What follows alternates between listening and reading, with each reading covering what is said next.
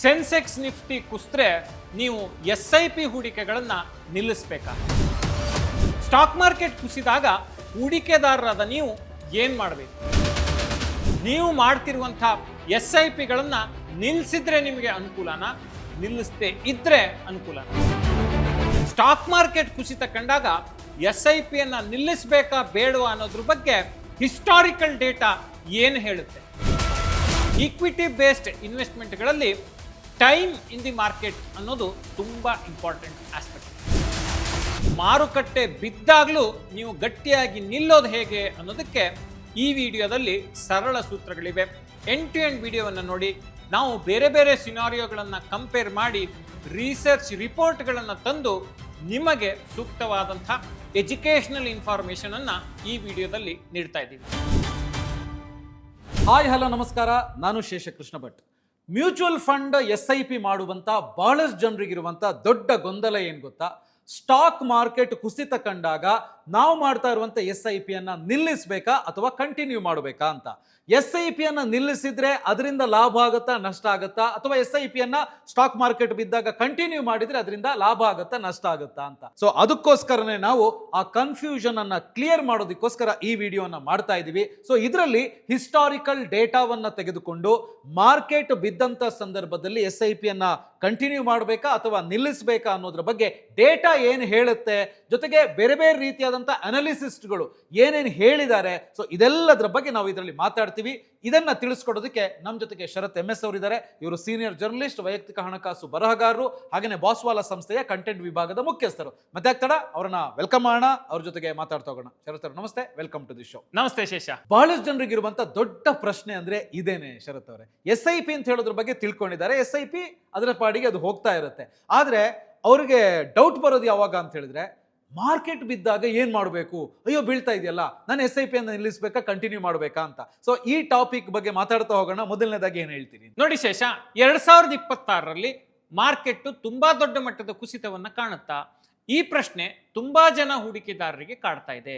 ಯಾಕೆ ಅಂತ ಹೇಳಿದ್ರೆ, ಚಿನ್ನ ಬೆಳ್ಳಿ ಈಗಾಗಲೇ ಗರಿಷ್ಠ ಮಟ್ಟದ ಏರಿಕೆಯನ್ನ ಕಂಡಿವೆ. ಮತ್ತೊಂದು ಕಡೆ ಈ ಜಾಗತಿಕವಾಗಿ ಅನಿಶ್ಚಿತ ವಾತಾವರಣ ಇದೆ.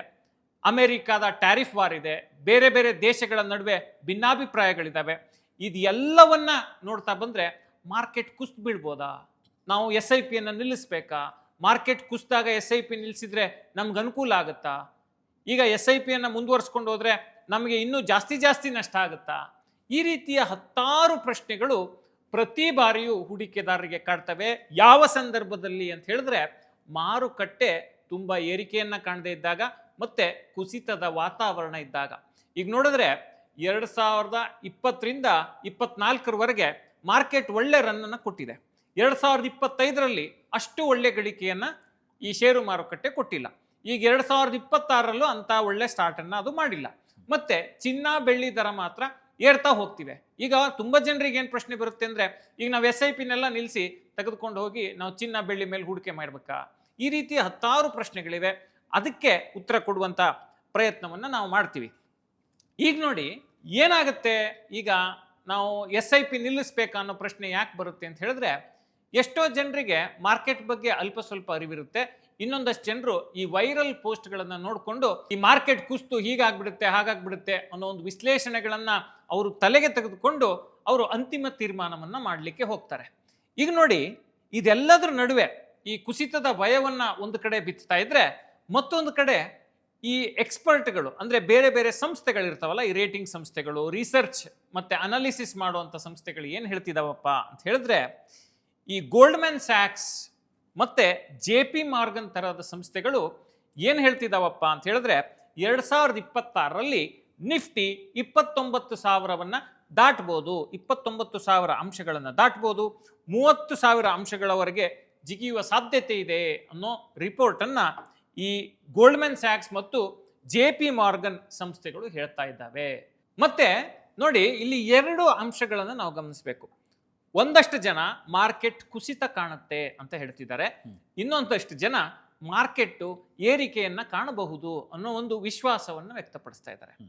ಯಾವುದೇ ಸಂದರ್ಭದಲ್ಲಿ ಈ ಪರ ಮತ್ತು ವಿರೋಧದ ಚರ್ಚೆ ಮಾರ್ಕೆಟ್ ಬಗ್ಗೆ ಇದ್ದೇ ಇರುತ್ತೆ. ಅದರಲ್ಲೂ ಮಾರ್ಕೆಟ್ ಒಂದು ಸ್ಥಿರವಾಗಿ ನಿಂತುಕೊಂಡು ಹೆಚ್ಚು ಮುನ್ನುಗ್ಗದೇ ಇದ್ದಾಗ ಮಾರ್ಕೆಟ್ ಕುಸಿದು ಬೀಳುತ್ತಾ ಅನ್ನೋ ಒಂದು ಪ್ರಶ್ನೆಯನ್ನ ಜನರು ಸಾಮಾನ್ಯವಾಗಿ ಎತ್ತಾರೆ. ಅವಾಗ ಪರ ವಿರೋಧದ ಚರ್ಚೆ ಬರುತ್ತೆ. ಎಷ್ಟರ ಮಟ್ಟಿಗೆ ಅವರ ಆಲೋಚನೆಗಳು ಬರುತ್ತೆ ಅಂತ ಹೇಳಿದ್ರೆ, SIP ನಿಲ್ಲಿಸ್ಬಿಟ್ಟು ಎಲ್ಲ ದುಡ್ಡನ್ನು ತೆಗೆದುಕೊಂಡು ಹೋಗಿ ಫಿಕ್ಸೆಡ್ ಡೆಪಾಸಿಟ್ ಮಾಡ್ಬಿಡ್ಬೇಕಾ, ಮಾರ್ಕೆಟ್ ಪುಟಿದೇಳೋ ತನಕ ಕಾಯ್ಬೇಕಾ, ಆರ್ಥಿಕ ಹಿಂಜರಿತ ಶುರು ಆದರೆ ಏನು ಮಾಡೋದು, ಹೀಗೆ ಹತ್ತಾರು ಪ್ರಶ್ನೆಗಳು ಹೂಡಿಕೆದಾರರ ಮನದಲ್ಲಿ ಕೊರಿತಾ ಇರ್ತವೆ. ಎಸ್, ಸ್ಟಾಕ್ ಮಾರ್ಕೆಟ್ ಕುಸಿತ ಕಂಡಂತ ಸಂದರ್ಭದಲ್ಲಿ ಮ್ಯೂಚುವಲ್ ಫಂಡ್ SIP ಅನ್ನ ನಿಲ್ಲಿಸಬೇಕಾ ಬೇಡವಾ ಅಂತ ಹೇಳೋದ್ರ ಬಗ್ಗೆ ನಾವು ಮಾತಾಡ್ತಾ ಇದ್ವಿ. ಇದೆಲ್ಲದರ ಜೊತೆಗೆ ನಮ್ಮ ಸೇಫ್ಟಿ ಅಂತ ಹೇಳುವಂಥದ್ದು ಎಷ್ಟು ಇಂಪಾರ್ಟೆಂಟ್ ಇಲ್ಲಿ ಅಂತ. ಈಗ ನೋಡಿ, ಯಾವುದೇ ಹೂಡಿಕೆಗೂ ಮುನ್ನ ನಾವು ನಮ್ಮ ಸುರಕ್ಷತೆಗೆ ಒತ್ತನ್ನು ಕೊಡಬೇಕು. ನಮ್ಮ ಸುರಕ್ಷತೆ ಅಂದ್ರೇನು?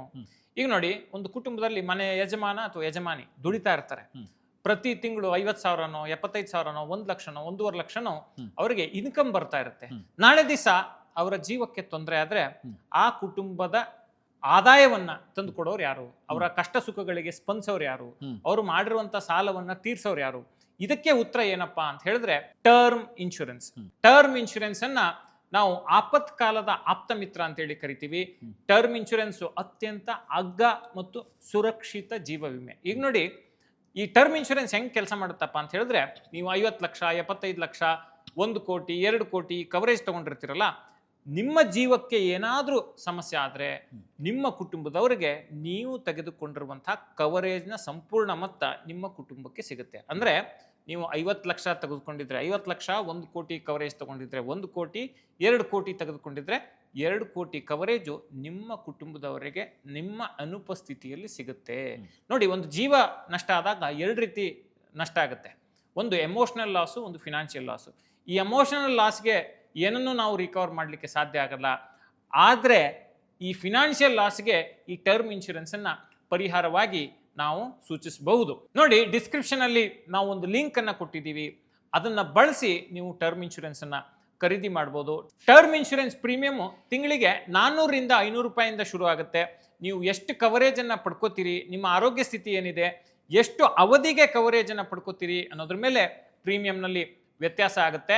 ನೀವು ಟರ್ಮ್ ಇನ್ಶೂರೆನ್ಸ್ ನಲ್ಲಿ ನಿಮ್ಮ ಆದಾಯಕ್ಕೆ ಅನುಗುಣವಾಗಿ 1 ಕೋಟಿ 2 ಕೋಟಿ 3 ಕೋಟಿ ಹೀಗೆ ಕವರೇಜ್ ಅನ್ನ ಪಡ್ಕೋಬಹುದು. ನಾವು ಡಿಸ್ಕ್ರಿಪ್ಷನ್ ಅಲ್ಲಿ ಕೊಟ್ಟಿರುವಂತಹ ಲಿಂಕ್ ಅನ್ನ ಬಳಸಿ ನೀವು ಟರ್ಮ್ ಇನ್ಶೂರೆನ್ಸ್ ಅನ್ನ ಖರೀದಿ ಮಾಡಿದ್ರೆ 51 ವಿವಿಧ ಕಂಪನಿಗಳ ಇನ್ಶೂರೆನ್ಸ್ ಅನ್ನ ಕಂಪೇರ್ ಮಾಡಿ ನೀವು ಖರೀದಿ ಮಾಡಲಿಕ್ಕೆ ಸಾಧ್ಯ ಆಗುತ್ತೆ. ಮತ್ತೆ 15% ಡಿಸ್ಕೌಂಟ್ ಕೂಡ ನಿಮಗೆ ಸಿಗುತ್ತೆ. ಎಸ್, ನಮ್ಮ ಜೀವದ ಸುರಕ್ಷತೆ ಹಾಗೇನೆ ನಮ್ಮ ಕುಟುಂಬದ ಆರ್ಥಿಕ ಭದ್ರತೆಗೆ ಆಯಿತು. ಒಂದ್ ವೇಳೆ ನಮ್ಮ ಆರೋಗ್ಯ ಕೈ ಕೊಟ್ರೆ ಆ ಸಮಸ್ಯೆಗೆ ಏನ್ ಮಾಡೋದು ಅಂತ. ಈಗ ನೋಡಿ, ನಾವು ಯಾವಾಗ್ಲೂ ಹೇಳ್ತಿರ್ತೀವಿ ಹೆಲ್ತ್ ಇನ್ಶೂರೆನ್ಸ್ ತಗೊಳ್ಳಿ, ಹೆಲ್ತ್ ಇನ್ಶೂರೆನ್ಸ್ ತಗೊಳ್ಳಿ ಅಂತ ಹೇಳಿ. ಹೆಲ್ತ್ ಇನ್ಶೂರೆನ್ಸ್ ಅಂದ ತಕ್ಷಣ ತುಂಬಾ ಜನರಿಗೆ ಸಿಟ್ಟು ಬರುತ್ತೆ. ಯಾಕಪ್ಪ ಇವನು ಪದೇ ಪದೇ ಹೆಲ್ತ್ ಇನ್ಶೂರೆನ್ಸ್ ಬಗ್ಗೆ ಮಾತಾಡ್ತಾನೆ ಅಂತ. ಆದ್ರೆ ವಾಸ್ತವದಲ್ಲಿ ಏನ್ ಗೊತ್ತಾ, ಈ ಹೆಲ್ತ್ ಇನ್ಶೂರೆನ್ಸ್ ಮತ್ತೆ ಟರ್ಮ್ ಇನ್ಶೂರೆನ್ಸ್ ಅನ್ನೋದು ಝೀರೋ ಕಾಂಪ್ರಮೈಸ್ ಪ್ರಾಡಕ್ಟು. ನೀವು ಇದನ್ನ ತೆಗೆದುಕೊಳ್ಳೇಬೇಕು. ಯಾಕೆ ಅಂತ ಹೇಳಿದ್ರೆ ಜೀವನದ ಸುರಕ್ಷತೆಗೆ ಇವೆರಡು ಬೇಕೇ ಬೇಕು. ಈಗ ದುಡ್ದಿದ್ದ ದುಡ್ಡನ್ನೆಲ್ಲ ಆಸ್ಪತ್ರೆ ಕಟ್ಟೋ ಬದಲು ದುಡ್ದಿದ್ದ ದುಡ್ಡಲ್ಲಿ ಸ್ವಲ್ಪ ಹಣವನ್ನ ಇನ್ಶೂರೆನ್ಸ್ ಪ್ರೀಮಿಯಂಗೆ ಕಟ್ಟಿದ್ರೆ ನಿಮಗೆ ಅನಾರೋಗ್ಯ ಆದಾಗ ಅದರಿಂದ ಕವರೇಜ್ ಅನ್ನ ಪಡ್ಕೋಬಹುದು.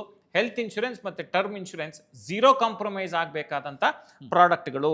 ಈಗ ನೋಡಿ, ಹೆಲ್ತ್ ಇನ್ಶೂರೆನ್ಸ್ ಪ್ರೀಮಿಯಂ 400ರಿಂದ 500 ರೂಪಾಯಿಯಿಂದ ತಿಂಗಳಿಗೆ ಶುರು ಆಗುತ್ತೆ. ನೀವು ಎಷ್ಟು ಕವರೇಜ್ ಪಡ್ಕೋತೀರಿ ಅನ್ನೋದ್ರ ಮೇಲೆ ಅದಕ್ಕೆ ತಕ್ಕಂತೆ ಪ್ರೀಮಿಯಂ ಕೂಡ ಬದಲಾಗುತ್ತೆ. 51 ಕಂಪನಿಗಳ ಇನ್ಶೂರೆನ್ಸ್ ಪ್ರಾಡಕ್ಟ್ಗಳನ್ನು ನೀವು ಕಂಪೇರ್ ಮಾಡಿ ಬೈ ಮಾಡಲಿಕ್ಕೆ ಸಾಧ್ಯ ಆಗುತ್ತೆ. ನಮ್ಮ ಡಿಸ್ಕ್ರಿಪ್ಷನ್ ಅಲ್ಲಿರುವ ಲಿಂಕ್ ಅನ್ನು ಬಳಸಿ ನೀವು ಖರೀದಿಯನ್ನು ಮಾಡಿದ್ರೆ, ಮತ್ತೆ ಡೆಡಿಕೇಟೆಡ್ ರಿಲೇಶನ್ಶಿಪ್ ಮ್ಯಾನೇಜರ್ ಕೂಡ ಸಿಗ್ತಾರೆ. Initial claim support 30 minutes initial claim support ಕೂಡ ಸಿಗುತ್ತೆ ನೀವು ಕ್ಲೇಮ್ ಮಾಡಬೇಕಾದಂಥ ಸಂದರ್ಭದಲ್ಲಿ. ಅಷ್ಟೇ ಅಲ್ಲ, 25% ವರೆಗೆ ಪ್ರೀಮಿಯಂ ಮೇಲೆ ಡಿಸ್ಕೌಂಟ್ ಕೂಡ ಸಿಗುತ್ತೆ. ಈ ಲಿಂಕ್ ಅನ್ನು ಬಳಸಿ ನೀವು ಖರೀದಿ ಮಾಡಿದ್ರೆ ತಡ ಮಾಡಬೇಡಿ. ಹೆಲ್ತ್ ಇನ್ಶೂರೆನ್ಸ್ ಮತ್ತೆ ಟರ್ಮ್ ಇನ್ಶೂರೆನ್ಸ್ ಅಗತ್ಯ ಅಷ್ಟೇ ಅಲ್ಲ, ಅನಿವಾರ್ಯ ಇವತ್ತಿನ ಸಂದರ್ಭ. ಸೊ ಈಗಾಗಲೇ ನೀವು ಮಾತನಾಡಬೇಕಾದ್ರೆ ಹೇಳಿದ್ರಿ ಗೋಲ್ಡ್ಮ್ಯಾನ್ ಸ್ಯಾಕು, JP ಮಾರ್ಗನ್ ತರಹದ ಸಂಸ್ಥೆಗಳು ಇದರ ಬಗ್ಗೆ ವಿಶ್ಲೇಷಣೆಯನ್ನ ಮಾಡ್ತಾ ಇದ್ದಾವೆ ಅಂತ.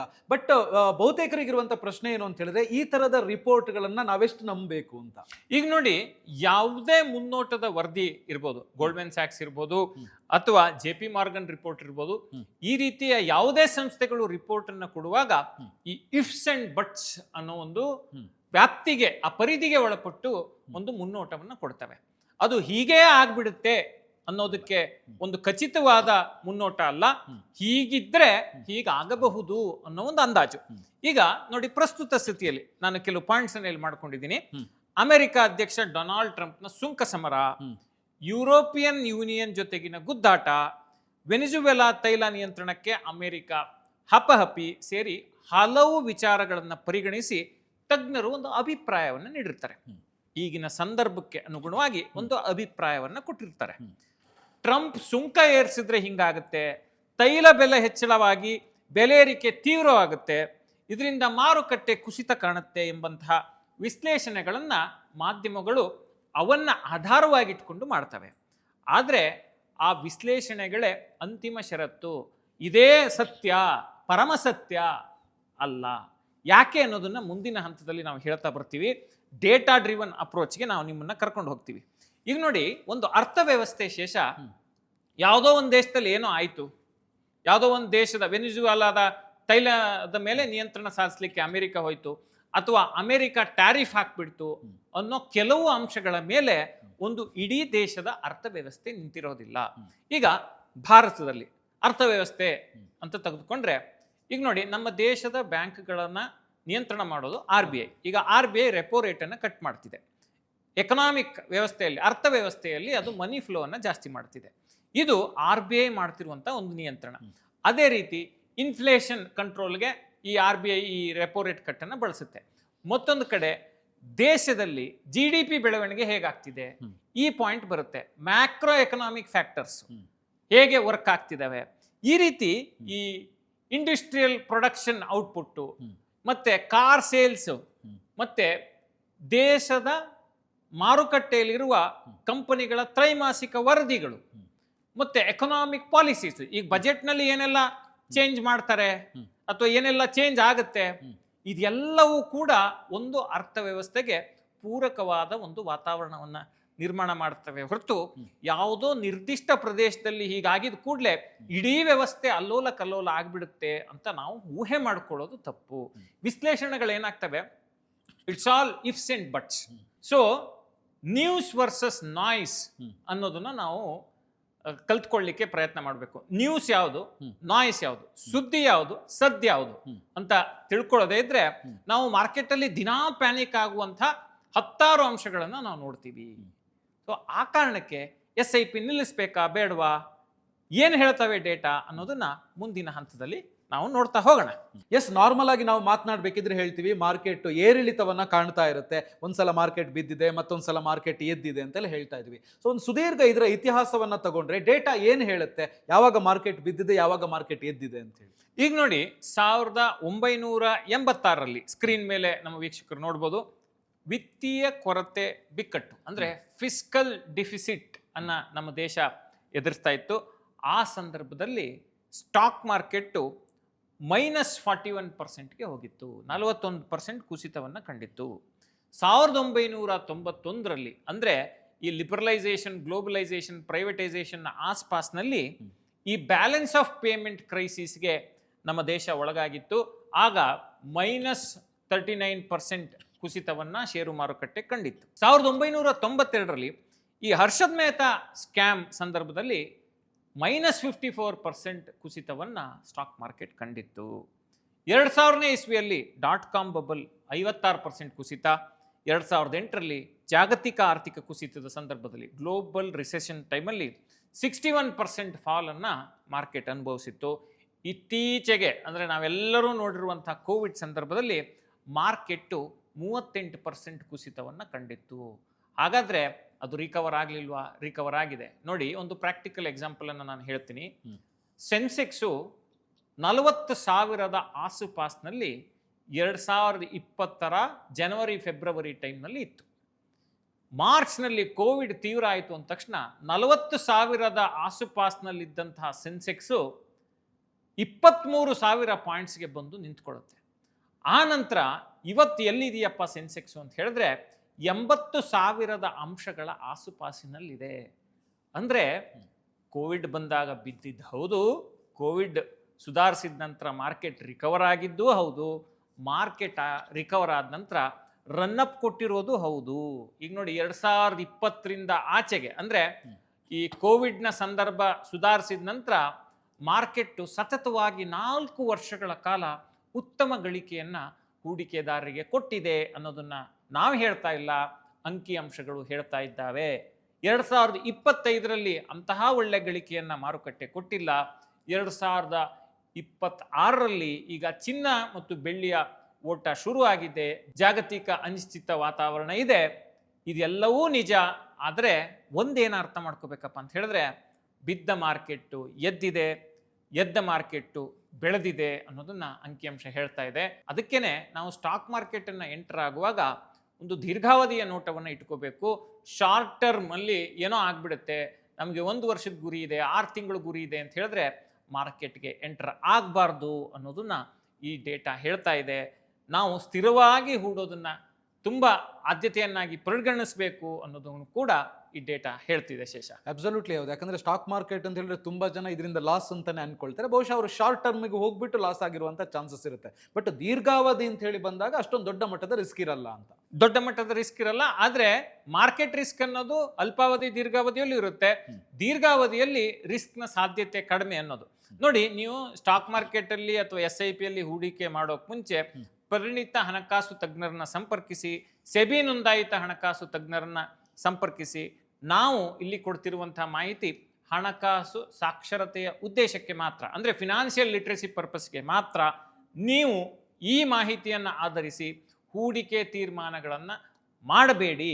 ಇದು ನಿಮ್ಮ ಜ್ಞಾನಕ್ಕೋಸ್ಕರ ನಾವು ಕೊಡ್ತಿರುವಂತಹ ಮಾಹಿತಿ ಅನ್ನೋದನ್ನ ನಾವು ಇಲ್ಲಿ ಸ್ಪಷ್ಟಪಡಿಸ್ತಾ ಇದ್ದೀವಿ. ಈಗ ಬರುವಂತ ಒಂದು ದೊಡ್ಡ ಪ್ರಶ್ನೆ ಏನು ಅಂತ ಹೇಳಿದ್ರೆ, ಹೂಡಿಕೆ ಮಾಡಬೇಕು ಅಂತ ಅನ್ಕೊಂಡವರಿಗೆ ಅಥವಾ ಹೂಡಿಕೆ ಮಾಡ್ತಾ ಇರುವಂತವರಿಗೆ, ಎಸ್ ನಾವು ಹೂಡಿಕೆಯನ್ನ ಶುರು ಮಾಡಬೇಕು ಅಥವಾ ಹೂಡಿಕೆಯನ್ನ ಕಂಟಿನ್ಯೂ ಮಾಡಬೇಕು ಅಂತ ಹೇಳಿದ್ರೆ ಮಾರ್ಕೆಟ್ ಬೀಳ್ಬೇಕಾ, ಬಿದ್ದ ಮೇಲೆ ನಾವು ಅದನ್ನ ಸ್ಟಾರ್ಟ್ ಮಾಡಬೇಕಾ, ಅಥವಾ ನಿಯಮಿತವಾಗಿ ಹೂಡಿಕೆ ಮಾಡ್ತಾ ಹೋದ್ರೂ ಕೂಡ ಅದರ ಲಾಭವನ್ನು ಗಳಿಸೋದಕ್ಕೆ ಸಾಧ್ಯ ಇದೆಯಾ ಅಂತ? ಈಗ ನೋಡಿ ಶೇಷ, ಸ್ಟಾಕ್ ಮಾರ್ಕೆಟ್ ಅಂತ ಬಂದ ತಕ್ಷಣ ಅಥವಾ ಈಕ್ವಿಟಿ ಮ್ಯೂಚುವಲ್ ಫಂಡ್ ಅಂತ ಬಂದ ತಕ್ಷಣ ನಮಗೆ ಎದುರಾಗುವಂತ ಪ್ರಶ್ನೆ ಏನಪ್ಪಾ ಅಂತ ಹೇಳಿದ್ರೆ, ಟೈಮಿಂಗ್ ದಿ ಮಾರ್ಕೆಟ್ ಸಾಧ್ಯನಾ ಅಥವಾ ಟೈಮ್ ಇನ್ ದಿ ಮಾರ್ಕೆಟ್ ಸಾಧ್ಯನಾ ಅಂತ ಹೇಳಿದ್ರೆ, time in the market is always easier than timing the market.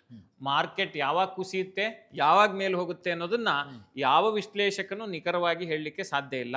ಯಾರಾದ್ರೂ ಹೀಗೆ ಆಗುತ್ತೆ ಅಂತ ನಿಮ್ಗೆ ಹೇಳಿದ್ರೆ ಅವ್ರು ಸುಳ್ಳು ಹೇಳ್ತಿದ್ದಾರೆ ಅಂತ ಅರ್ಥ. ಯಾರಿಗೂ ಕೂಡ ಏನಾಗುತ್ತೆ ಅನ್ನೋದ್ರ ಬಗ್ಗೆ ಹೀಗೆ ಆಗುತ್ತೆ ಅಂತ ಗೊತ್ತಿದ್ರೆ ಅವ್ರ ದುಡ್ಡನ್ನೇ ಅವ್ರು ತಗೊಂಡೋಗಿ ಹಾಕ್ಬಿಡ್ತಾರೆ ಅಲ್ವಾ? ಹಾಗೆ ಮಾಡಲ್ಲ. ವಿಶ್ಲೇಷಣೆಗಳು it is only sign of estimates and probabilities, ಸಾಧ್ಯತೆಗಳ ಒಂದು ವಿಶ್ಲೇಷಣೆ. ಈಗ ಹಾಗಾದ್ರೆ ನಾವು ಸಾಧ್ಯತೆಯನ್ನ ನೋಡ್ತಾ ಕೂರ್ಬೇಕಾ ಅನ್ನೋದಕ್ಕೆ ಇಲ್ಲಿ ಒಂದು ಟೇಬಲ್ ಅನ್ನ ನಾವು ತೋರಿಸ್ತೀವಿ. 1995ರಿಂದ 2025 ಆಗಸ್ಟ್ ವರೆಗೆ ಒಂದು ಸ್ಟಡಿಯನ್ನ ಮಾಡಿದ್ದಾರೆ capital mind mutual fund .com ಪ್ಲಾಟ್ಫಾರ್ಮ್ನವರು. ಏನಪ್ಪ ಈ ವಿಶ್ಲೇಷಣೆ ಅಥವಾ ಏನಪ್ಪ ಈ ರಿಪೋರ್ಟ್ ಅಂತ ಹೇಳಿದ್ರೆ, ನಿಫ್ಟಿ 500 ಇಂಡೆಕ್ಸ್ ನಲ್ಲಿ ಪ್ರತಿ ವರ್ಷ, ಅಂದ್ರೆ ಆ ಇಂಡೆಕ್ಸ್ ನಲ್ಲಿ ಹೂಡಿಕೆ ಮಾಡ್ತಾ ಬಂದ್ರೆ 1 ಲಕ್ಷ ರೂಪಾಯಿಯನ್ನ ಬೇರೆ ಬೇರೆ ಸಂದರ್ಭದಲ್ಲಿ 3 ಸ್ನೇಹಿತರು ಹೂಡಿಕೆ ಮಾಡ್ತಾರೆ. ಅವರು ಹೂಡಿಕೆ ಮಾಡ್ತಾ ಬಂದಾಗ, ಅಂದ್ರೆ ಒಬ್ರು ಮಾರ್ಕೆಟ್ ಏಳ್ಲಿ ಬೀಳ್ಲಿ ಅವರು ಪ್ರತಿ ವರ್ಷ 1ನೇ ತಾರೀಕು ಹೂಡಿಕೆ ಮಾಡ್ತಾರೆ. ಇನ್ನೊಬ್ರು ಮಾರ್ಕೆಟ್ ಕುಸಿಲಿ ಅಂತ ಕಾಯ್ಕೊಂಡು ಕುಸಿದಾಗ ಹೂಡಿಕೆ ಮಾಡ್ತಾರೆ. 3ನೇವರು ಮಾರ್ಕೆಟ್ ಪೀಕಲ್ಲಿ ಇದ್ದಾಗ ಹೂಡಿಕೆ ಮಾಡ್ತಾರೆ. ಏನಾಗುತ್ತೆ? ಮಾರ್ಕೆಟ್ ಕುಸಿದಾಗ, ಮಾರ್ಕೆಟ್ ಪೀಕಲ್ಲಿ ಇದ್ದಾಗ ಯಾವುದೇ ಸ್ಥಿತಿಗತಿಯನ್ನ ಗಮನಿಸದೆ ನಿಯಮಿತವಾಗಿ ಹೂಡಿಕೆ ಮಾಡಿದಾಗ ಏನಾಗುತ್ತೆ ಅಂತೇಳಿ ಒಂದು ವಿಶ್ಲೇಷಣೆ ಇದು. ಇದು capital mind mutual fund .com ಅವರು ಮಾಡಿರುವಂಥದ್ದು. ಇದರಲ್ಲಿ ನಮ್ಮ ಪಾತ್ರ ಏನೂ ಇಲ್ಲ. ಆ ಮಾಹಿತಿಯನ್ನು ನಾವಿಲ್ಲಿ ಇಡ್ತಾ ಇದ್ವಿ. ಈಗ ರಂಜಿತ್ ಅನ್ನೋರು 1995ರಿಂದ ಹಿಡ್ಕೊಂಡು 2025ವರೆಗೆ ಪ್ರತಿ ವರ್ಷ 1 ಲಕ್ಷ ರೂಪಾಯಿಯನ್ನ ಹೂಡಿಕೆ ಮಾಡ್ತಾರೆ. ಯಾವಾಗ ಅಂತ ಹೇಳಿದ್ರೆ, ಮಾರುಕಟ್ಟೆ ಆ ನಿರ್ದಿಷ್ಟ ವರ್ಷದಲ್ಲಿ ಗರಿಷ್ಠ ಕುಸಿತವನ್ನ ಕಾಣುತ್ತಲ್ಲ, ಅವಾಗ ಅವರು ಹೂಡಿಕೆ ಮಾಡ್ತಾರೆ. ಅವ್ರಿಗೆ ಎಷ್ಟು ರಿಟರ್ನ್ ಸಿಗುತ್ತಪ್ಪ ಸರಾಸರಿ ವಾರ್ಷಿಕ ರಿಟರ್ನ್ಸ್ ಅಂತ ಹೇಳಿದ್ರೆ 16% ರಿಟರ್ನ್ ಸಿಗುತ್ತೆ. ಮತ್ತೆ ಸುಮೇಶ್ ಅನ್ನೋರು 1995ರಿಂದ 2025 ಅವಧಿಯಲ್ಲಿ ಪ್ರತಿ ವರ್ಷ 1 ಲಕ್ಷ ರೂಪಾಯಿಯನ್ನ ಹೂಡಿಕೆ ಮಾಡ್ತಾರೆ. ಅವರು ಮಾರ್ಕೆಟ್ ಏಳುತ್ತೋ ಬೀಳುತ್ತೋ ಯಾವುದಕ್ಕೂ ತಲೆ ಕೆಡಿಸ್ಕೊಳ್ಳಲ್ಲ. ಪ್ರತಿ ಹೊಸ ವರ್ಷದ ಮೊದಲ ದಿನ ಅವ್ರು ಹೂಡಿಕೆ ಮಾಡಿಬಿಡ್ತಾರೆ. ಅವರಿಗೆ 14.7% ರಿಟರ್ನ್ ಸಿಗುತ್ತೆ. ಇನ್ನು ಅಭಿಷೇಕ್, ಇವರು ತುಂಬ ವಿಚಾರ ಮಾಡದೆ ಮಾರ್ಕೆಟ್ ಪೀಕಲ್ಲಿ ಇರುವಾಗ ಇನ್ವೆಸ್ಟ್ ಮಾಡ್ತಾರೆ. 1995ರಿಂದ 2025 ಅವಧಿಯಲ್ಲಿ 1 ಲಕ್ಷ ರೂಪಾಯಿನ, ಅಂದರೆ ಮಾರ್ಕೆಟ್ ಹೈಯೆಸ್ಟ್ ಪೀಕಲ್ಲಿದೆ ಆ ಟೈಮಲ್ಲಿ ಇನ್ವೆಸ್ಟ್ ಮಾಡ್ತಾರೆ. ಅವ್ರಿಗೆ 13.7% ರಿಟರ್ನ್ ಸಿಗುತ್ತೆ. ಸೊ ಇದರ ಒಟ್ಟು ತಾತ್ಪರ್ಯ ಏನಪ್ಪ ಅಂತ ಹೇಳಿದ್ರೆ, ನೀವು ಮಾರ್ಕೆಟ್ ಕುಸಿಯುತ್ತೆ ಅಂತ ಕಾಯ್ದು ನಿಮ್ಮ ರಿಸರ್ಚ್ ಟೈಮು ಸಮಯ ಎಲ್ಲವನ್ನ ಕಳ್ಕೊಳ್ಳೋ ಬದಲು ನೀವು ನಿಯಮಿತವಾಗಿ ಹೂಡಿಕೆ ಮಾಡೋದ್ರಿಂದ ಹೆಚ್ಚು ಅನುಕೂಲ ಆಗುತ್ತೆ. ನೀವು ಮಾರ್ಕೆಟ್ ಕುಸಿತಕ್ಕಾಗಿ ಕಾಯಬೇಡಿ, ಮಾರ್ಕೆಟನ್ನು ಟೈಮ್ ಮಾಡಲಿಕ್ಕೆ ಕಾಯಬೇಡಿ. ಟೈಮ್ ಮಾಡಿದ್ರೂ ಸಹಿತ ನಿಮಗೆ ಬಹಳ ದೊಡ್ಡ ಗಳಿಕೆ ಏನು ಸಿಗೋದಿಲ್ಲ ಅನ್ನೋದನ್ನ ಈ ಅಂಕಿಅಂಶ ಹೇಳ್ತಾ ಇದೆ. ಯಾವ ಅಂಕಿಅಂಶ ಅಂತ ಹೇಳಿದ್ರೆ capitalmindmutualfund.com ಅವರ ಅಂಕಿಅಂಶ. ಏನ್ ವ್ಯತ್ಯಾಸ ಆಯ್ತು? ಬಹಳ ದೊಡ್ಡ ವ್ಯತ್ಯಾಸ ಆಗ್ಲಿಲ್ಲ. ಬಟ್ ಸೊ ಇಲ್ಲಿ ಏನು ತುಂಬಾ ಇಂಪಾರ್ಟೆಂಟ್ ಅಂತ ಹೇಳಿದ್ರೆ ಕನ್ಸಿಸ್ಟೆನ್ಸಿ. ಬಹುಶಃ ಈ ಎಕ್ಸಾಂಪಲ್ ನೋಡಿದಾಗ ಇಲ್ಲಿ ರಂಜಿತ್ ಅನ್ನೋರು ಮಾರುಕಟ್ಟೆ ಗರಿಷ್ಠ ಕುಸಿತ ಕಂಡಾಗ ಇನ್ವೆಸ್ಟ್ ಮಾಡಿದ್ದಾರೆ, ಸುಮೇಶ್ ಅವರು ಪ್ರತಿ ವರ್ಷದ ಮೊದಲ ದಿನ ಇನ್ವೆಸ್ಟ್ ಮಾಡ್ತಾ ಹೋಗಿದ್ದಾರೆ. ಈ ಮಾರುಕಟ್ಟೆಯಲ್ಲಿ ಗರಿಷ್ಠ ಕುಸಿತ ಅಂತ ಹೇಳುವಂತದನ್ನ ಕ್ಯಾಚ್ ಮಾಡೋದು ತುಂಬಾ ಕಷ್ಟ. ನಾನು ಅದೇ ಹೇಳಿದ್ನಲ್ಲ, timing the market is always difficult. ಅದು ಇಂಥದ್ದೇ ಸಮಯಕ್ಕೆ ಬೀಳುತ್ತೆ ಅಂತ ಹೇಳಿ ಯಾರು ಹೇಳಲಿಕ್ಕೆ ಆಗಲ್ಲ. ಅವ್ರಿಗೆ ಏನೋ ಅವ್ರ ಅದೃಷ್ಟ ಚೆನ್ನಾಗಿತ್ತು ಆಗಿದೆ ಅಂತ ನಾವಿಲ್ಲಿ ಅನ್ಕೋಬೇಕು. ಬಟ್ ಬಹುತೇಕರಿಗೆ ಹೆಂಗ್ ವರ್ಕ್ ಆಗುತ್ತೆ ಅಂತ ಹೇಳಿದ್ರೆ, ನಾನು ಸಿಸ್ಟಮ್ಯಾಟಿಕ್ ಆಗಿ ಇನ್ವೆಸ್ಟ್ ಮಾಡ್ತಾ ಹೋಗ್ತೀನಪ್ಪ. ಮಾರ್ಕೆಟ್ಸ್ ಎಲ್ಲ ಅಪ್ಸ್ ಅಂಡ್ ಡೌನ್ಸ್ ಇರುತ್ತೆ. ಹೌದು. ಸೊ ನಾನು ಮಾರ್ಕೆಟ್ನ ಟೈಮ್ ಮಾಡೋ ಬದಲು ಮಾರ್ಕೆಟ್ ಅಲ್ಲಿ ನನ್ನ ಹೂಡಿಕೆಗೆ ಹೆಚ್ಚು ಸಮಯವನ್ನು ಕೊಡ್ತೀನಿ ಅಂತ ಆಲೋಚನೆ ಮಾಡಿದ್ರೆ ನಾವು ಇಲ್ಲಿ ಅನುಕೂಲವನ್ನ ಪಡ್ಕೊಳ್ಳಿಕ್ಕೆ ಸಾಧ್ಯ ಇದೆ. ಈಗ ತುಂಬಾ ಇಂಪಾರ್ಟೆಂಟ್ ಆಗಿರುವ ಒಂದು ಪಾಯಿಂಟ್ ಏನು ಅಂತ ಹೇಳಿದ್ರೆ, ಎಲ್ರಿಗೂ ಕೂಡ ಇದು ಕುತೂಹಲನೇ. ಅದೇನು ಅಂತ ಹೇಳಿದ್ರೆ, ಈಗ ಸೆನ್ಸೆಕ್ಸ್ ನಿಫ್ಟಿ ಕುಸಿತ ಕಂಡಂತ ಸಂದರ್ಭದಲ್ಲಿ ನಾವು SIP ಅನ್ನ ನಿಲ್ಲಿಸಬೇಕಾ? ಒಂದು ವೇಳೆ ನಿಲ್ಲಿಸಿದ್ರೆ ಅದರಿಂದ ಲಾಭ ಆಗುತ್ತಾ ನಷ್ಟ ಆಗುತ್ತಾ ಅಂತ. ಈಗ ನೋಡಿ, ಅದಕ್ಕೆ ಒಂದು ಎಕ್ಸಾಂಪಲ್ ಅನ್ನ ಒಂದು ಟೇಬಲ್ ಮೂಲಕ ನಾವು ಕೊಡ್ತೀವಿ. ಈಗ ನೋಡಿ, SIP ನಿಲ್ಲಿಸಿದ್ರೆ ಏನಾಗುತ್ತೆ, SIP ಮುಂದುವರಿಸಿದ್ರೆ ಏನಾಗುತ್ತೆ ಈ ಮಾರ್ಕೆಟ್ ಕುಸಿತದ ಸಂದರ್ಭದಲ್ಲಿ ಅನ್ನೋ ಒಂದು ಉದಾಹರಣೆ. ಈಗ ನೋಡಿ, ಒಂದು ಕಡೆ 20 ವರ್ಷ ಒಂದೂ SIP ನಿಲ್ಲಿಸದೇ ಇದ್ರೆ ಏನಾಗುತ್ತೆ? 20 ವರ್ಷಗಳ ಕಾಲ ನಾವು ಹೂಡಿಕೆ ಮಾಡ್ತೀನಿ, 20 ವರ್ಷಗಳ ಕಾಲ ನಾನು ಒಂದೂ SIP ನಿಲ್ಲಿಸಲಿಲ್ಲ ಅಂತ ಹೇಳಿದ್ರೆ ಎಕ್ಸ್ಪೆಕ್ಟೆಡ್ ರಿಸಲ್ಟ್ ಏನಾಗುತ್ತೆ? ಮತ್ತೊಂದು 20 ವರ್ಷದ ಹೂಡಿಕೆ ಅವಧಿಯಲ್ಲಿ ಪ್ರತಿ ವರ್ಷ ಒಂದೊಂದು SIP ನಿಲ್ಲಿಸಿದ್ರೆ ಏನಾಗುತ್ತೆ ಅನ್ನೋದಕ್ಕೆ ಒಂದು ಸಿನಾರಿಯೋನ ನೋಡೋಣ. ಹೂಡಿಕೆ ಉತ್ಪನ್ನ ಈಕ್ವಿಟಿ ಮ್ಯೂಚುವಲ್ ಫಂಡು, ಹೂಡಿಕೆ ಅವಧಿ 240 ತಿಂಗಳು ಅಂದ್ರೆ 20 ವರ್ಷಗಳು, ನಿರೀಕ್ಷಿತ ಗಳಿಕೆ 12% ರಿಟರ್ನ್ಸ್, ಎಕ್ಸ್ಪೆಕ್ಟೆಡ್ ರಿಟರ್ನ್ಸ್, ಪ್ರತಿ ತಿಂಗಳ SIP ಮೊತ್ತ 15,000 ರೂಪಾಯಿ, 20 ವರ್ಷಗಳಲ್ಲಿ ಒಟ್ಟು ಹೂಡಿಕೆ ಮೊತ್ತ 36 ಲಕ್ಷ ರೂಪಾಯಿ ಆಗಿರುತ್ತೆ. ಹೂಡಿಕೆ ಮೊತ್ತ ಮತ್ತು ಗಳಿಕೆ ಸೇರಿ 20 ವರ್ಷಗಳ ನಂತರ 12% ಗಳಿಕೆ ಸಿಕ್ಕರೆ ಸಿಗುವಂತ ಒಟ್ಟು ಮೊತ್ತ 1,37 ಲಕ್ಷ ರೂಪಾಯಿ. 20 ವರ್ಷಗಳ ನಂತರ ಒಂದು SIP ಅನ್ನ ಸ್ಕಿಪ್ ಮಾಡದೆ ಪ್ರತಿ ತಿಂಗಳು 15,000 ರೂಪಾಯಿಯನ್ನ ಹೂಡಿಕೆ ಮಾಡ್ತಾ ಬಂದ್ರೆ, ಈಗ ಇನ್ನೊಂದು ಟೇಬಲ್ನ ಇನ್ನೊಂದು ಭಾಗಕ್ಕೆ ಬರೋಣ. 20 ವರ್ಷದ ಹೂಡಿಕೆ ಅವಧಿಯಲ್ಲಿ ಪ್ರತಿ ವರ್ಷ ಒಂದೊಂದು SIP ನಿಲ್ಲಿಸಿದ್ರೆ ಏನಾಗುತ್ತೆ? ಯಾವುದು ಹೂಡಿಕೆ ಅಂತ ಹೇಳಿದ್ರೆ ಈಕ್ವಿಟಿ ಮ್ಯೂಚುವಲ್ ಫಂಡು 220 ತಿಂಗಳು ಹೂಡಿಕೆ ಮಾಡ್ತೀವಿ. ಇಲ್ಲಿ ನೋಡಿ, ಇಲ್ಲಿ 240 ತಿಂಗಳು, ಇಲ್ಲಿ 220 ತಿಂಗಳು ಅಂದ್ರೆ 20 SIP ಸ್ಕಿಪ್ ಆಗುತ್ತೆ 20 ವರ್ಷದಲ್ಲಿ. ಇಲ್ಲೂ ಕೂಡ ನಿರೀಕ್ಷಿತ ಗಳಿಕೆ ಅಂದ್ರೆ ಎಕ್ಸ್ಪೆಕ್ಟೆಡ್ ರಿಟರ್ನ್ಸ್ 12%, 15,000 ರೂಪಾಯಿ ಹೂಡಿಕೆ ಮಾಡ್ತಾರೆ. ಒಟ್ಟು 20 ವರ್ಷಗಳ ಅವಧಿಯಲ್ಲಿ ಇವರು ಹೂಡಿಕೆ ಮಾಡುವಂತ ಮೊತ್ತ 33 ಲಕ್ಷ. ಯಾಕೆ ಅಂತ ಹೇಳಿದ್ರೆ ಪ್ರತಿ ವರ್ಷ 20 ವರ್ಷಗಳ ಅವಧಿಯಲ್ಲಿ ಒಂದೊಂದು SIP ಅನ್ನ ಇವರು ಸ್ಕಿಪ್ ಮಾಡ್ತಾರೆ. 20 ವರ್ಷ ನೀವು ಪ್ರತಿ ತಿಂಗಳು ಹೂಡಿಕೆ ಮಾಡ್ತಾ ಹೋದ್ರೆ ಒಟ್ಟು ಹೂಡಿಕೆ ಮೊತ್ತ 36 ಲಕ್ಷ ಆಗಿರಬೇಕು. ಆದ್ರೆ ಇಲ್ಲಿ 33 ಲಕ್ಷ ಮಾತ್ರ ಆಗುತ್ತೆ, ಯಾಕೆಂದ್ರೆ ಒಂದು SIP ಅನ್ನ ಅವ್ರು ಸ್ಕಿಪ್ ಮಾಡ್ತಾರೆ. ಇಲ್ಲಿ ಸಿಗುವಂತ ಗಳಿಕೆ, ಹೂಡಿಕೆ ಮೊತ್ತ ಮತ್ತು ಗಳಿಕೆ ಮೊತ್ತ 12% ಎಕ್ಸ್ಪೆಕ್ಟೆಡ್ ರಿಟರ್ನ್ಸ್ ಪ್ರಕಾರ 1.11 ಕೋಟಿ. ಅಂದ್ರೆ ವ್ಯತ್ಯಾಸ ಎಷ್ಟಾಯ್ತು ನೋಡ್ಕೊಳ್ಳಿ, ಎಷ್ಟು ದೊಡ್ಡ ವ್ಯತ್ಯಾಸ ಆಯ್ತು. ಇಲ್ಲಿ 1,37,00,000 ನಿರೀಕ್ಷೆ ಮಾಡ್ಬೋದು. ಇಲ್ಲಿ ಬರೀ ಒಂದು SIP ಅನ್ನ ಸ್ಕಿಪ್ ಮಾಡ್ತಾ ಬಂದ್ರೆ ಪ್ರತಿ ವರ್ಷ ಅಂದ್ರೆ ಒಟ್ಟು 20 SIP ಅನ್ನ ಸ್ಕಿಪ್ ಮಾಡಿದ್ರೆ 1,11,00,000ಕ್ಕೆ ಬಂದು ನಿಲ್ಲುತ್ತೆ. ಬಹಳ ದೊಡ್ಡ ಡಿಫರೆನ್ಸ್ ಆಗುತ್ತೆ ನಿಮ್ಮ ಟೋಟಲ್ ಗೇನ್ಸ್ ಅಲ್ಲಿ. ಅಂದ್ರೆ ಹತ್ತತ್ರ ಒಂದು 26 ಲಕ್ಷ ಡಿಫರೆನ್ಸ್ ಆಗ್ಬಿಡುತ್ತೆ. ನೆನ್ಪಿಟ್ಕೊಳ್ಳಿ, ಬರೀ 20 SIP ಅನ್ನ ಸ್ಕಿಪ್ ಮಾಡಿದ್ರೆ. ಅಂದ್ರೆ 20 ವರ್ಷಗಳ ಅವಧಿಯಲ್ಲಿ ನೀವು ಟೋಟಲ್ ಮಿಸ್ ಮಾಡೋ ಅಂತ ಅಮೌಂಟ್ ಎಷ್ಟು ಅಂತ ಹೇಳಿದ್ರೆ 3 ಲಕ್ಷ. ಆದ್ರೆ ಗಳಿಕೆಯಲ್ಲಿ ಆಗುವಂತ ಡಿಫರೆನ್ಸು 26 ಲಕ್ಷ. ಇಲ್ಲಿರುವಂತ ಎಕ್ಸಾಂಪಲ್ ಪ್ರಕಾರ ಯಾಕೆ SIPಗಳನ್ನ ಸ್ಕಿಪ್ ಮಾಡಬಾರ್ದು ಅನ್ನೋದಕ್ಕೆ ಇದೊಂದು ಪ್ರಾಕ್ಟಿಕಲ್ ಎಕ್ಸಾಂಪಲ್. ಮತ್ತೆ ನಾವಿಲ್ಲಿ ಏನ್ ಎಕ್ಸಾಂಪಲ್ ಕೊಟ್ಟಿದೀವಲ್ಲ, ಇದು ಹೂಡಿಕೆ ಶಿಫಾರಸಲ್ಲ, ಇದು ಇನ್ವೆಸ್ಟ್ಮೆಂಟ್ ಅಡ್ವೈಸ್ ಅಲ್ಲ, ಇದು ಹಣಕಾಸು ಸಾಕ್ಷರತೆ ಅಂದ್ರೆ ಫಿನಾನ್ಷಿಯಲ್ ಎಜುಕೇಶನ್, ಫಿನಾನ್ಷಿಯಲ್ ಲಿಟ್ರಸಿ ಪರ್ಪಸ್ಗೆ ಕೊಟ್ಟಿರುವಂತ ಮಾಹಿತಿ. ಹೂಡಿಕೆಗೆ ಮುನ್ನ ಸೆಬಿ ನೋಂದಾಯಿತ ಹಣಕಾಸು ಸಲಹೆಗಾರರ ಸಲಹೆಯನ್ನ ಪಡೆದು ಮುಂದುವರಿಯಿರಿ. ಹೂಡಿಕೆ ತೀರ್ಮಾನಗಳನ್ನ ಈ ವಿಡಿಯೋವನ್ನ ಆಧರಿಸಿ ಮಾಡಬೇಡಿ. ಇದನ್ನ ನಿಮ್ಮ ಆಲೋಚನೆಗೆ ನಿಮ್ಮ ಶಿಕ್ಷಣಕ್ಕೋಸ್ಕರ ನಾವು ಕೊಟ್ಟಿದ್ದೀವಿ. ಸೊ ಈಗ SIP ಹೂಡಿಕೆಯನ್ನು ನಿಲ್ಲಿಸೋದಕ್ಕೆ ಸಂಬಂಧಪಟ್ಟಂತೆ ಅಧ್ಯಯನಗಳು ಏನು ಹೇಳ್ತವೆ ಅಂತ? ಈಗ ನೋಡಿ ಶೇಷ, 1994ರಿಂದ 2024ವರೆಗಿನ ಅವಧಿಯನ್ನು ಗಣನೆಗೆ ತೆಗೆದುಕೊಂಡು White Oak Capital mutual fund ಒಂದು ಅಧ್ಯಯನವನ್ನು ನಡೆಸಿದೆ. ಷೇರು ಮಾರುಕಟ್ಟೆಯ ಅಪ್ಸ್ ಅಂಡ್ ಡೌನ್ಸ್ಗೆ ಹೆಚ್ಚು ತಲೆ ಕೆಡಿಸ್ಕೊಳ್ಳದೆ ಪ್ರತಿ ತಿಂಗಳು SIP ಹೂಡಿಕೆ ಮಾಡ್ತಾ ಸಾಗಿದ್ರೆ ಅನುಕೂಲನಾ ಅನನುಕೂಲನಾ ಅನ್ನೋದ್ರ ಬಗ್ಗೆ ಅದು ಒಂದು ಮಾಹಿತಿಯನ್ನು ಕೊಡುತ್ತೆ. ಏನು ಅಧ್ಯಯನ ನಡೆಸುವಾಗ ವೈಟ್ ಓಕ್ ಕ್ಯಾಪಿಟಲ್ 3 ಸಂದರ್ಭಗಳನ್ನು ಗಣನೆಗೆ ತೆಗೆದುಕೊಂಡಿದೆ. ಒಂದನೇದು ಮಾರುಕಟ್ಟೆ ಅತಿಯಾಗಿ ಏರಿಕೆ ಕಂಡ ದಿನ SIP ಮಾಡೋದು, ಎರಡನೇದು ಮಾರುಕಟ್ಟೆ ಅತಿಯಾಗಿ ಕುಸಿತ ಕಂಡ ದಿನ SIP ಮಾಡೋದು, ಮತ್ತೆ ಮೂರನೇದು ಯಾವ್ದಪ್ಪ ಸಂದರ್ಭ ಅಂತ ಹೇಳಿದ್ರೆ ಇದ್ಯಾವುದನ್ನೂ ಗಣನೆಗೆ ತೆಗೆದುಕೊಳ್ಳದೆ ಹೂಡಿಕೆಯನ್ನ ಮಾಡ್ತಾ ಹೋಗೋದು. ಇದರಲ್ಲಿ ಏನು ಹೇಳ್ತಿದೆ ಅಂತಿಮವಾಗಿ ಈ ವರದಿ ಅಂತ ಹೇಳಿದ್ರೆ, ಮಾರುಕಟ್ಟೆ ಅತಿಯಾಗಿ ಏರಿಕೆ ಕಂಡ ದಿನ ಹೂಡಿಕೆ ಮಾಡಿದವರಿಗೆ ಎಷ್ಟಪ್ಪ ರಿಟರ್ನ್ ಸಿಕ್ಕಿದೆ ಅಂತ ಹೇಳಿದ್ರೆ 14.5% ರಿಟರ್ನ್ಸು ಇವರ ವೈಟ್ ಓಕ್ ಕ್ಯಾಪಿಟಲ್ ರಿಪೋರ್ಟ್ ಪ್ರಕಾರ. ಮತ್ತೆ ಕುಸಿತ ಕಂಡ ದಿನ ಹೂಡಿಕೆ ಮಾಡಿದವರಿಗೆ 15%. ಇನ್ನು ಮಾರುಕಟ್ಟೆ ಏರಿಳಿತಗಳ ಬಗ್ಗೆ ತಲೆ ಕೆಡಿಸ್ಕೊಳ್ದೆ ನನ್ನ ಪಾಡಿಗೆ ನಾನು ಹೂಡಿಕೆ ಮಾಡ್ತೀನಿ ಅಂದ್ಕೊಂಡು ಹೋದವ್ರಿಗೆ 14.7% ರಿಟರ್ನ್ಸನ್ನು ಅದು ಕೊಟ್ಟಿದೆ. ಯಾವ ಅವಧಿಯಲ್ಲಿ ಅಂತ ಹೇಳಿದ್ರೆ 1994 to 2004. ನಾವು ಇಲ್ಲಿ ಹೇಳಿರುವಂಥ ರಿಟರ್ನ್ಸು ಈ ರಿಪೋರ್ಟನ್ನು ಆಧರಿಸಿ ಮತ್ತು ವಾರ್ಷಿಕ ಸರಾಸರಿ ಲೆಕ್ಕಾಚಾರದಲ್ಲಿ ಇದನ್ನು ನೀವು ಒಂದು ಸ್ಟಡಿಯಾಗಿ ಪರಿಗಣಿಸಿ ಇದು ಇಷ್ಟೇ ರಿಟರ್ನ್ ಸಿಕ್ಕಿಬಿಡುತ್ತೆ ಅನ್ನೋದು ಅಲ್ಲ.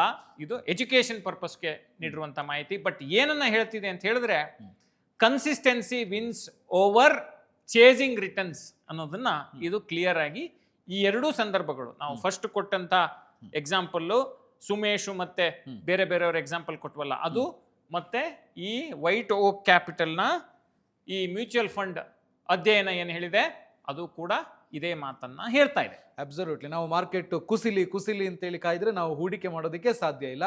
ಅಥವಾ ಏರಿಕೆ ಕಂಡಾಗ ಅಯ್ಯೋ ಏರ್ ಬಿಡ್ತಪ್ಪ ಅಂತೇಳಿ ಹೂಡಿಕೆ ಮಾಡೋದಕ್ಕೆ ಹೋದ್ರೂ ಅದು ಕಷ್ಟ ಅಂತ ಅನ್ಸ್ಬಿಡುತ್ತೆ. ಬಟ್ ನಿಯಮಿತವಾಗಿ ನಾವು SIP ಮಾಡ್ಕೊಂಡ್ರೆ ಯಾವುದಕ್ಕೂ ತಲೆ ಕೆಡಿಸ್ಕೊಳ್ಳದೆ ಒಂದೊಳ್ಳೆ ರಿಟರ್ನ್ಸ್ ಅನ್ನು ಗಳಿಸೋದಕ್ಕೆ ಸಾಧ್ಯ ಇದೆ ಅಂತೇಳಿ ಈ ರಿಪೋರ್ಟ್ಗಳು ಹೇಳ್ತಾ ಇದೆ. ಒಳ್ಳೆ ಫಂಡ್ ಅನ್ನು ಸೆಲೆಕ್ಟ್ ಮಾಡೋದು ಇಂಪಾರ್ಟೆಂಟ್. ಮತ್ತೆ ಇಲ್ಲಿ ಏನನ್ನು ಗಮನಿಸಬೇಕು ಅಂತ ಹೇಳಿದ್ರೆ, ಈಗ ಮಾರ್ಕೆಟ್ ಪೀಕ್ ಹೋಗ್ತಾ ಇದೆ, ನೀವು ಆಗ ಇನ್ವೆಸ್ಟ್ ಮಾಡಿದ್ರಿ, ಆಗ ನಿಮಗೆ ಗಳಿಕೆ ಅಡ್ವಾಂಟೇಜ್ ಸಿಗುತ್ತೆ. ಈಗ ಮಾರ್ಕೆಟ್ ಕುಸಿದೋಯ್ತು, ಆಗ ನಿಮ್ಗೆ ನೀವು ಹೂಡಿಕೆ ಮಾಡಿದ್ರೆ ನಿಮಗೆ ಕಡಿಮೆ ಬೆಲೆಗೆ ಹೆಚ್ಚು ಮ್ಯೂಚುವಲ್ ಫಂಡ್ ಯೂನಿಟ್ಗಳು ಸಿಗ್ತವೆ. ಈಗ ಸಿಂಪಲ್, ಈ ಟೊಮೆಟೊ ಬೆಲೆ ಇದ್ದಂಗೆ ನೀವು 1 kg ಟೊಮೆಟೊಗೆ 100 ರೂಪಾಯಿ ಇದ್ದಾಗ ನಿಮ್ಗೆ 1 kg ಸಿಗುತ್ತೆ. 1 kg ಟೊಮೆಟೊಗೆ 25 ರೂಪಾಯಿ ಇದ್ದಾಗ ನಿಮಗೆ 4 kg ಟೊಮೆಟೊ ಸಿಗುತ್ತೆ.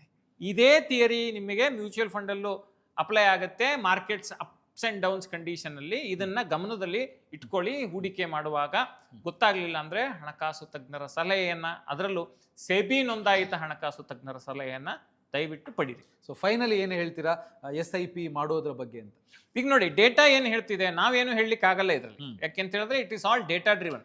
ಈ ಫಿನಾನ್ಷಿಯಲ್ ಮಾಹಿತಿಯನ್ನು ನಾವು ಕೊಡಬೇಕಾದ್ರೆ ನಮ್ಮ ಅಭಿಪ್ರಾಯಗಳಿಗಿಂತ ಹೆಚ್ಚಾಗಿ ದತ್ತಾಂಶ ಆಧಾರಿತ ಅಭಿಪ್ರಾಯಗಳನ್ನ ಕೊಡಬೇಕಾಗುತ್ತೆ. ಇಲ್ಲಿ ದತ್ತಾಂಶ ಏನು ಹೇಳ್ತಿದೆ ಅಂತ ಹೇಳಿದ್ರೆ, ನೀವು ಮಾರ್ಕೆಟ್ ಅಪ್ಸ್ ಅಂಡ್ ಡೌನ್ಸ್ ಬಗ್ಗೆ ಹೆಚ್ಚು ತಲೆ ಕೆಡಿಸ್ಕೋಬೇಡಿ, ನೀವು ಹೂಡಿಕೆಯ ಕನ್ಸಿಸ್ಟೆನ್ಸಿ ಬಗ್ಗೆ ಹೆಚ್ಚು ಗಮನವನ್ನ ಕೊಡಿ. ಒಳ್ಳೆ ಫಂಡ್ಗಳನ್ನ ಆಯ್ಕೆ ಮಾಡಿಕೊಂಡು ಹೂಡಿಕೆ ಮಾಡ್ತಾ ಹೋದ್ರೆ ನಿಮಗೆ ಒಂದು ಡೀಸೆಂಟ್ ಅರ್ನಿಂಗ್ಸ್ ಅನ್ನ ಪಡೀಲಿಕ್ಕೆ ಸಾಧ್ಯ ಇದೆ ಅನ್ನೋದನ್ನ ಈ ಅಂಶಗಳು ಹೇಳ್ತಾ ಇದ್ದಾವೆ. ಥ್ಯಾಂಕ್ ಯು ವೆರಿ ಮಚ್ ಶರತ್ ಅವರೇ. ಮಾರ್ಕೆಟ್ ಕುಸಿತ ಸಂದರ್ಭದಲ್ಲಿ SIP ಬೇಕಾ ಬೇಡವಾ ಅಂತ ಹೇಳೋದ್ರ ಬಗ್ಗೆ ಡೇಟಾ ಡ್ರಿವನ್ ಮಾಹಿತಿಯನ್ನು ಕೊಟ್ಟಿದ್ದೀರಿ. Once again thank you very much. Thank you Shesha. So ಈ ವಿಡಿಯೋ ನಿಮಗೆ ಇಷ್ಟ ಆಗಿದೆ ಅಂದ್ರೆ ಲೈಕ್ ಮಾಡಿ, ಹಾಗೆಯೇ ಶೇರ್ ಮಾಡಿ. ಬಾಸ್ವಾಲಾ ಕನ್ನಡ ಚಾನಲ್ ಅನ್ನ ಸಬ್ಸ್ಕ್ರೈಬ್ ಮಾಡಿ. Bosswala, be the boss.